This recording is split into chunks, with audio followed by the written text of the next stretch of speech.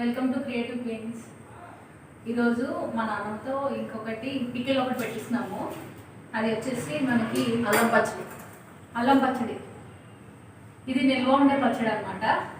మా నాన్నమ్మ లక్ష్మి గారు ఈరోజు మీకు ఈ పికిల్ ఎలా పెట్టాలి, ప్రాసెస్ ఏంటి అనేది నాన్నమ్మని అడిగి మేమిద్దరం హెల్ప్ చేస్తూ చేస్తామన్నమాట పికిల్. ఓకే, సో ఈ అల్లం పచ్చడి ఏంటంటే మార్నింగ్ బ్రేక్ఫాస్ట్లో కానీ వేసుకుంటే చాలా బాగుంటుంది. మీరు చూసి అందరూ ట్రై చేయండి. ఇడ్లీ, దోశ, బజ్జీ ఏదైనా కూడా మనం ఈ కాంబినేషన్లో తీసుకుంటే ఏంటంటే బాగుంటుంది.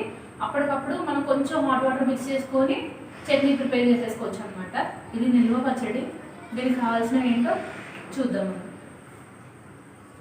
కావాల్సినవి అల్లం ముక్కలు, అల్లం పావు కేజీ తీసుకోండి. ఇప్పుడు పావు కేజీ క్వాంటిటీకి చెప్తున్నాం అనమాట. ఇది పావు కేజీ తీసుకున్నాం.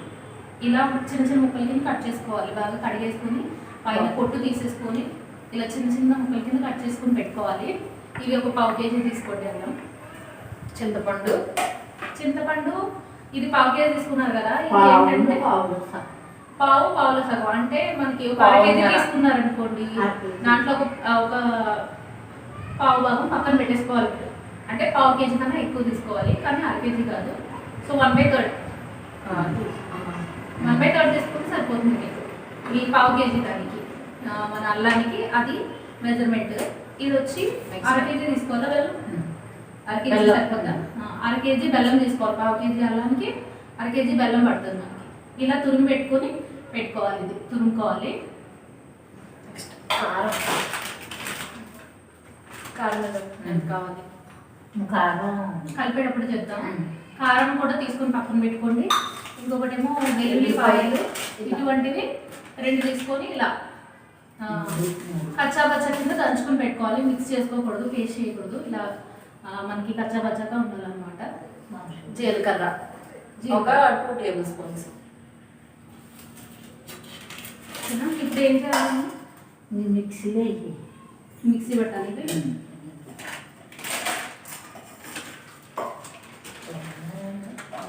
ఇవి ఇలాగా తురుము పెట్టుకున్నవి ఉంటాయి కదా, అన్నీ కదా సగం.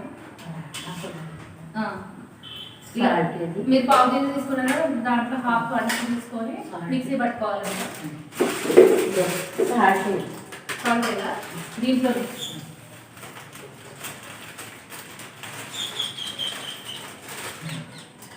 సాల్ట్ ఎంత తీసుకోవాలి ఒకసారి?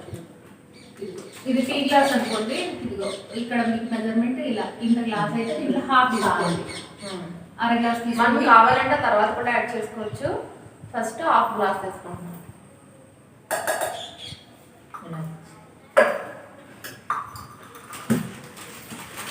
సో ఇది మిక్స్ చేసుకోవాలి ఫస్ట్.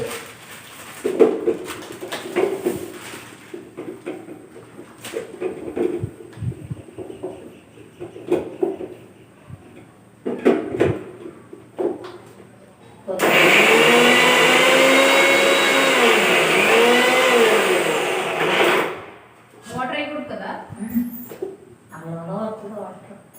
ఇంకా పేస్ట్ అంతా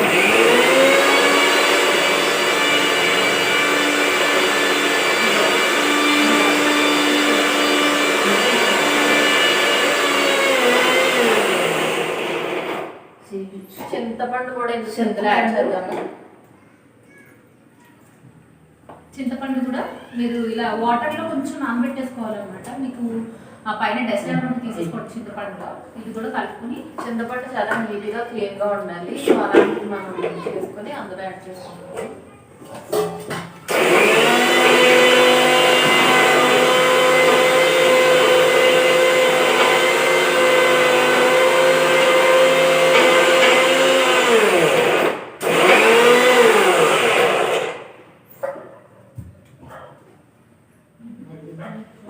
వేసుకోవాలి కదా, అవి కూడా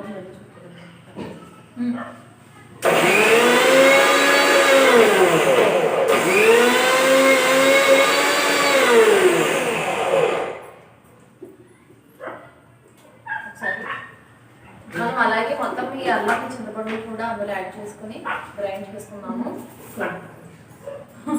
నెక్స్ట్ బెల్లం ఉంది కదా, బెల్లంని మనం వేడి చేసుకోవాలన్నమాట, మరగపెట్టుకోవాలి. ఎందుకంటే అది మిక్సీలో వేస్తే మనకి తిరగదు అనమాట. సో అందుకోసం దీన్ని ఏంటంటే కొంచెం కరగబెట్టుకోవాలి. సో దీనికోసం ఏంటంటే కొంచెం పొయ్యి మీద పెట్టుకొని, పాకం కాదు నార్మల్గా కరిగితే సరిపోతుంది అంతే కదా అమ్మ, పాకం రావట్లేదు కదా. పాకం కొద్దిగా నీళ్ళు వేసి సరిపోతుంది కదా.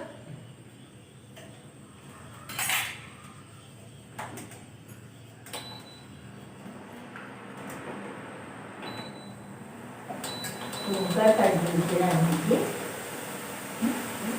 ఇంకా కడిగించి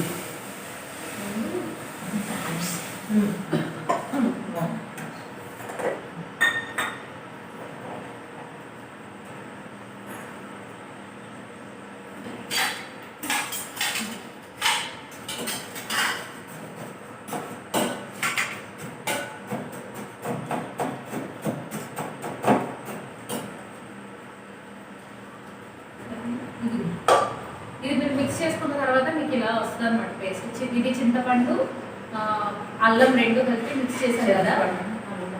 ఉప్పు, చింతపండు, అల్లం, ఉప్పు వేసి మిక్స్ చేసుకోవాలి బాగా. మొత్తం మీరు మిక్స్ పట్టేసుకున్న తర్వాత ఇలా పేస్ట్, ఫైన్ పేస్ట్లా అయిపోవాలన్నమాట. అది ఇప్పుడు ఇది కారం వేసి ఇప్పుడు వేసేలా కారం. కారం గ్లాస్ ఎన్ని వేయాలి కొలత?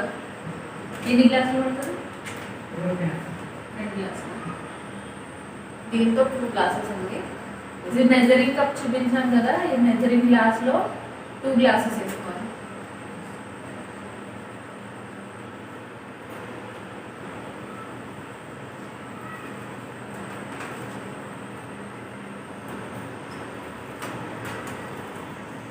ఓకే, ఇది 2 గ్లాసెస్ కలుపుకోవాలి. దీంట్లో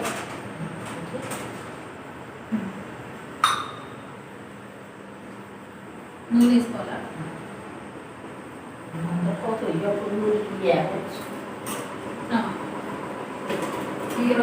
ఆయిల్ యాడ్ చేస్తాం దీంట్లో.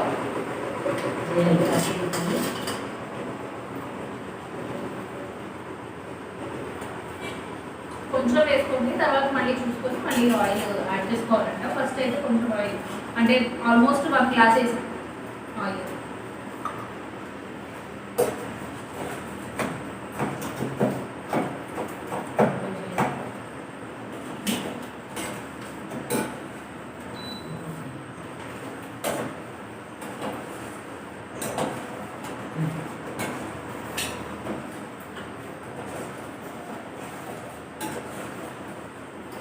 రెండు కూడా అప్పనే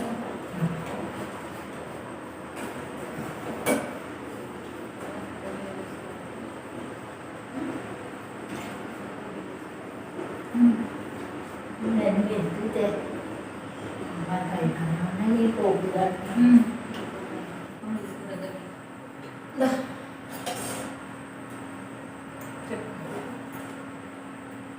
ఇప్పుడు చూసారు కదా, ఇది బెల్లం సిరప్ మనకి రెడీ అయిపోయింది. అంటే కొంచెం మరిగాలని చెప్పాను కదా, ఇది మరిగిపోయింది. ఇది మనం పేస్ట్ యాడ్ చేస్తున్నాము.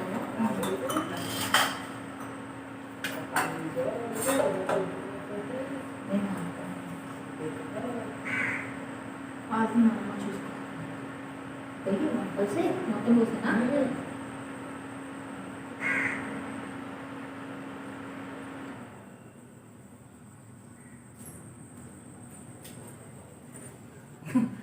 కూడా ఇది చప్పటి కలిగింది. ఇక్కడ బెల్లం పాకం చూసారు కదా, ఇక్కడ వేసుకున్న తర్వాత ఇలా కలుపుకోవాలి. ఒక గరిటె పెట్టుకొని బాగా మొత్తం కలిసేలాగా బాగా కలుపుకోవాలి. కారం ఇంకొంచెం పడుతుంది. ఆల్రెడీ ఇంతకు ముందు 2 గ్లాసులు వేసాం కదా, ఇంకొక 1/2 గ్లాసు కారం అయితే పడుతుందంట. టేస్ట్ చూసుకోండి, మీకు తెలిసిపోతుంది. ఇది 1/2 కేజీ అల్లానే కదా మనం చేస్తుంది. కారం తినేవాళ్ళు అయితే 3 గ్లాసులు కూడా పడుతుంది. ఇక్కడ 2.5 గ్లాసులు వేసేనా?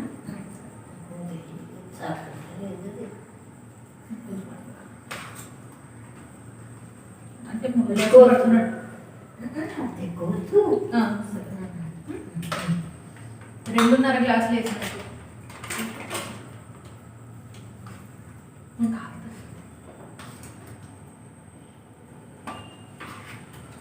బెల్లం వేసుకున్న తర్వాత మీకు ఆ జ్యూసీనెస్ అనేది వస్తుంది. ఇప్పుడు చూసారు కదా ఇలా మనకి పైకి బెల్లం వేసిన తర్వాత ఎలా ఉందో. ఈ లోపు నేను ఈ గిన్నెలో పోపు, ఇవి మనకి పోపు వేసుకోవాలన్నమాట. వెల్లుల్లిపాయలు ఇందాక కచ్చా చేసాం కదా, ఈ వెల్లుల్లిపాయలు, జీలకర్ర, మెంతులు, కొంచెం ఆయిల్ వేసుకుని ఫ్రై చేసుకుని దీంట్లో యాడ్ చేసుకోవాలి.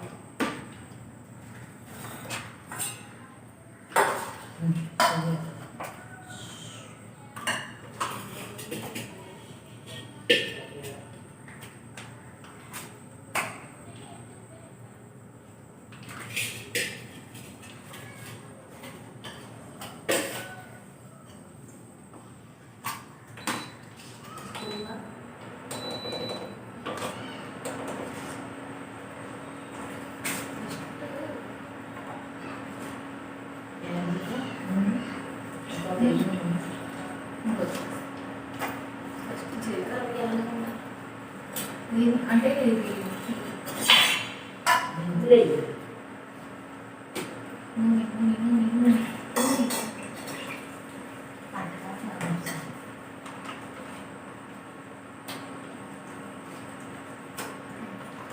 దీంట్లో మీరు నూనె ఎక్కువ వేసుకున్నా కూడా సరిపోతుంది, ఎందుకంటే దీంట్లో యాడ్ చేయాల్సింది ఇలా మీరు పోపులో కొంచెం ఎక్కువ ఆయిల్ వేసుకుంటే దీంట్లో కూడా సరిపోతుంది. ఎందుకంటే నిలువ పచ్చడి కదా, ఆయిల్ ఎక్కువ అనుకుంటే అర్థం అవుతుంది.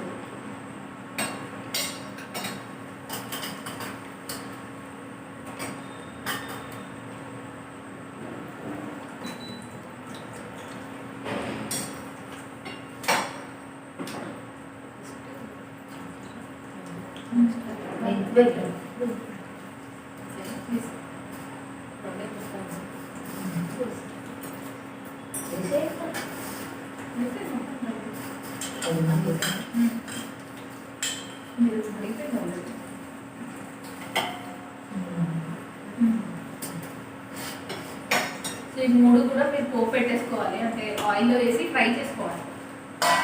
ఫ్రై చేసిన తర్వాత ఈ పిక్కల్లో కలుపుకోవాలి.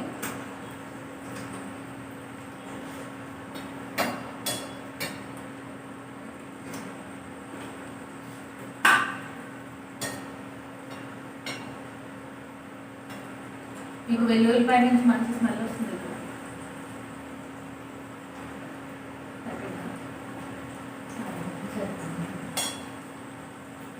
ఉప్పు కారం ఈ టైంలో చూసుకొని మీకు ఉప్పు కనుక కొంచెం తక్కువైనా ఏదైనా కానీ ఇప్పుడు అడ్జస్ట్ చేసుకోవచ్చు.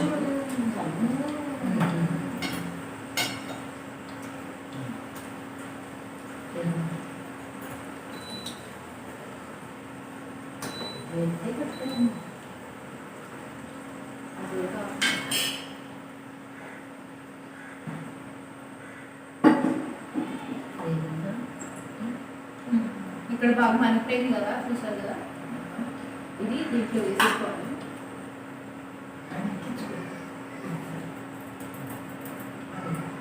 సో ఇవన్నీ కూడా పిక్కల్లో యాడ్ చేసేసుకున్నాం. వెల్లుల్లిపాయలు వేసిన తర్వాత యాడ్ చేయగానే మనకి మంచి స్మెల్ వస్తుంది.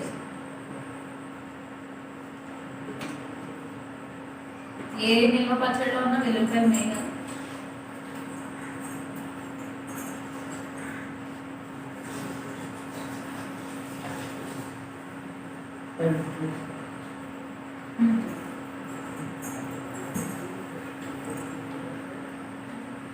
సో ఇప్పుడు చూసారు కదా పికెల్. సో ఇది మనకి ఫైనల్గా మనకి ఎలా ఉంది అనేది మీకు ఇలా లుక్ ఇలా కనిపిస్తుంది మీకు మొత్తం ఓవరాల్గా. చూడడానికి అయితే చాలా బాగుంది, తినడానికి కూడా చాలా బాగుంది. ఇది మనం బజ్జీలో, దోశ, ఇడ్లీ ఏదైనా మార్నింగ్ టిఫిన్ కానీ ఈవినింగ్ స్నాక్స్ కానీ చింతపండు ఇవన్నీ కూడా మేము ఇన్స్టెంట్ గానే యాడ్ చేసాము. దీన్ని ఎండబెట్టడం కానీ జ్యూస్ తీసి అది చేయలేదు. సో ఇన్స్టెంట్ గా కూడా మనం చేసుకున్నా కూడా చాలా బాగుంటుంది.